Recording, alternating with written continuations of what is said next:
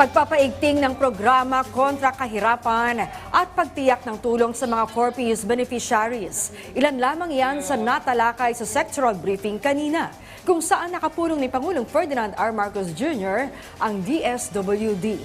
Yan ang ulat ni Joshua Garcia.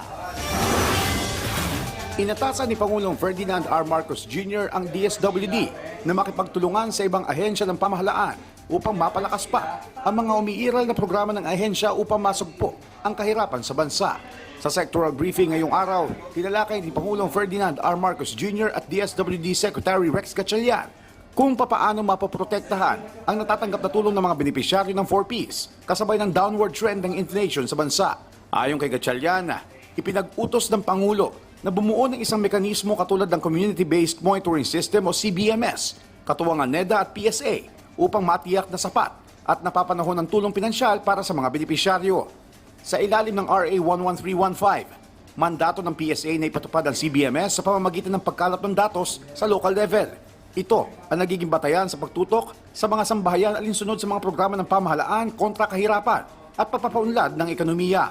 We were tasked to work with PSA and NEDA to find the best index to use to make sure na ang tulong pinansyal, whether the 4Ps grants or I guess all other social protection that we do, make sure namin na hindi siya napag-iiwanan kung nagkaroon ng spikes like inflation.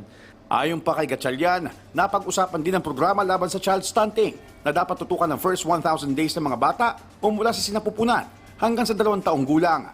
Tuloy naman ang paghahanap ng programa ng DSWD, katuwang ang Health Department. Sagot naman ni Gatchalian sa mungkahin ng Agriculture Department na bigas na lang ang ibigay sa 4Ps beneficiaries sa halip na cash assistance. We're not saying no. Studies are ongoing, pero taking into account the logistics na kailangan para hindi mahirapan ang ating mga kababayan.